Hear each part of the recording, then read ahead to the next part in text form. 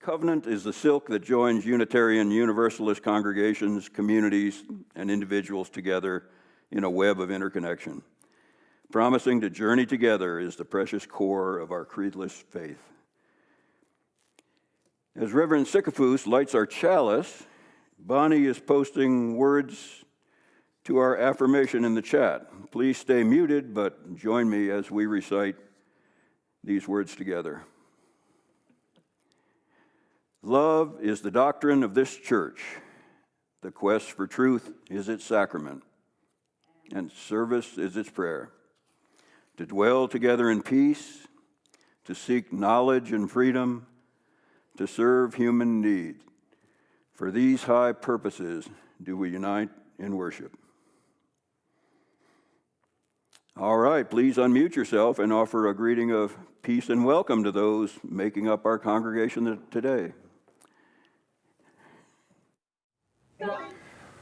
Well, for those of you that may not know, I'm a brat, an Army brat.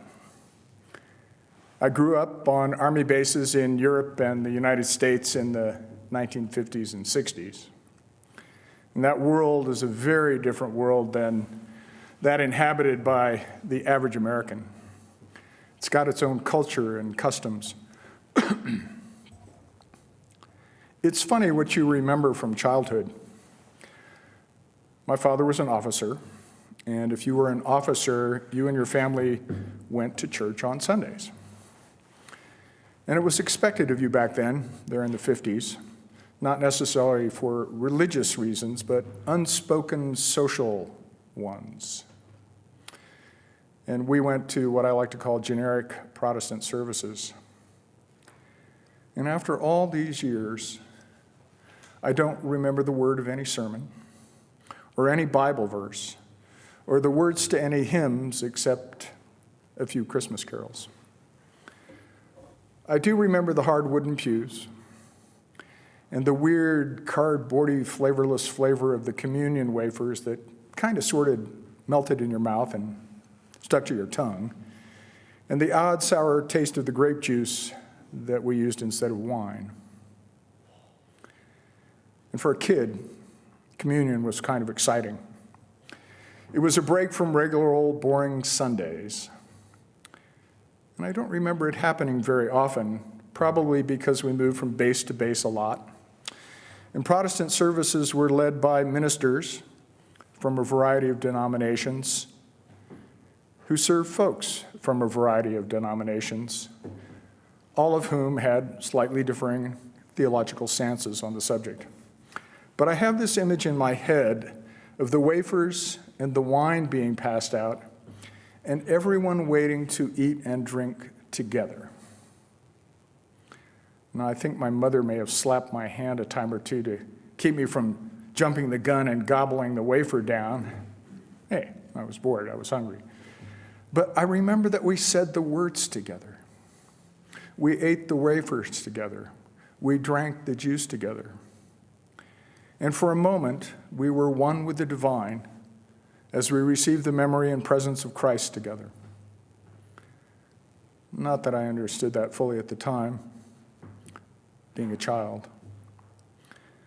I think that when many of us hear the word communion, we understand it as a Christian practice. But communion can be understood in other ways than in the Christian sense. It can be understood as an act of sharing, but more often as the experience of intimate fellowship or rapport with something. Ritual and worship and prayer can give us that experience without us necessarily believing in a deity. One of my favorite examples of this is the Haudenosaunee Thanksgiving address. And this is an invocation done to open and close major meetings or when anything important is done. It's also a great way to start and end your day. If you haven't read it or said it, I highly recommend you do. It's comprised of some 18 verses. And the first one is for the people, and it goes, "Today we have gathered and we see that the cycles of life continue. We have been given the duty to live in balance and harmony with each other and with all living things. And so now we bring our minds together as one as we give greetings and thanks to each other as people. And now our minds are one. And there are verses for the earth mother and the waters, the fish, the plants, the food plants, the medicine plants, the animals, the trees, the birds, the four winds, the thunders, the sun, grandmother moon, the stars, the wisdom keepers, the creator, and each verse ends with those words. Now our minds are one. The address closes with this verse. We have now arrived at the place where we end our words. Of all the things we have named, it was not our intention to leave anything out. If something was forgotten, we leave it to each individual to send such greetings and thanks in their own way. And now our minds are one. And we have to notice that many of the minds are not human or even physical beings.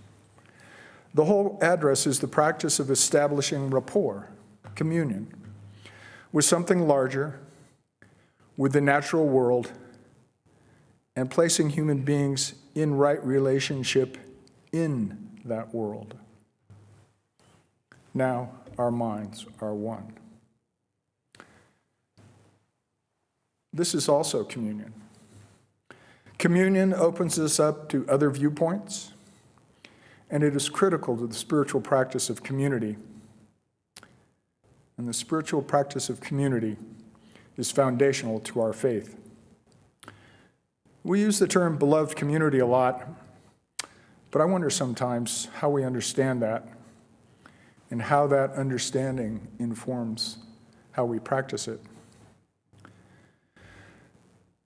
The words communion and community share the same root Latin word, communis, meaning common, and mutual participation. Communion can also mean an association or fellowship. The word communication comes from the same roots, and you cannot have community without communication. Last month, I shared how I think blessing the world takes us into communion and into the holistic way the right brain pays attention to the world. As I noted then, we also need the left brain orientation, which I think for us is covenant. But the right brain needs to guide the left.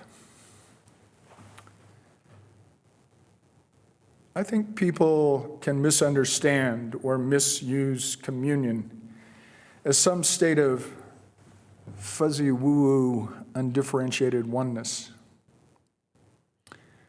But on the contrary, my understanding is that communion requires a state of alertness, something like a flow state, a heightened awareness of other viewpoints and consciousnesses where our singular consciousness isn't getting in the way of our knowing and our understanding. So many of our current predicaments are what we call wicked problems. A wicked problem is a social or cultural problem that's difficult or impossible to solve, normally because of its complex and interconnected nature. Racism is just one example. Climate change is another.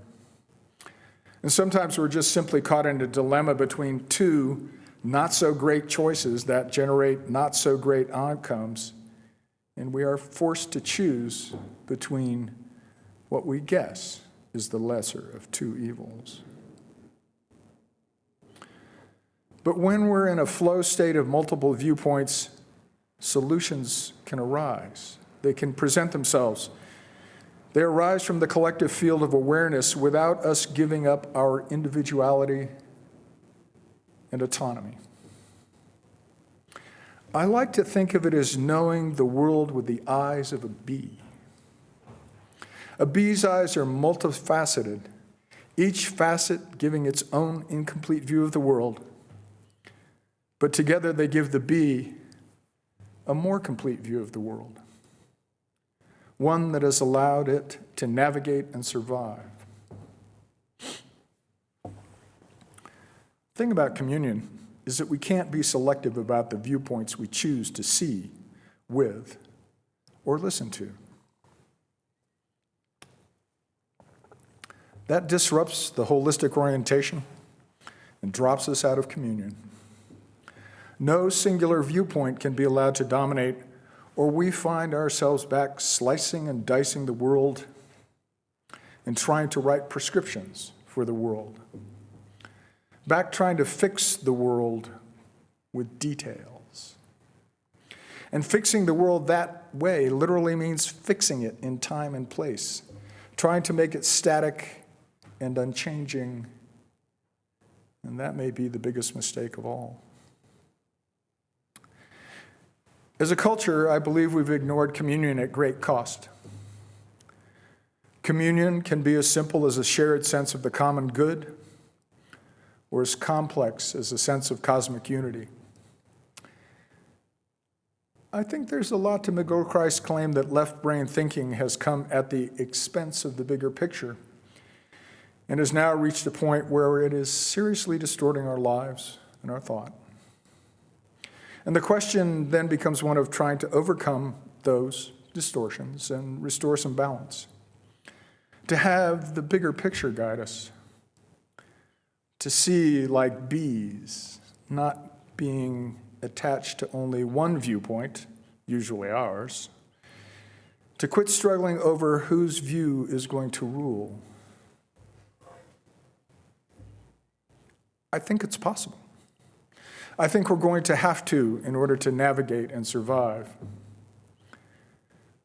We face wicked problems. It probably won't be easy, but you never know. We fear communion. It will take some humility to do so. But it could surprise us. It could be easy. We must always start where we are. I believe that communion gives us the blessed place to start from, as individuals, as communities, and as a world. May it be so.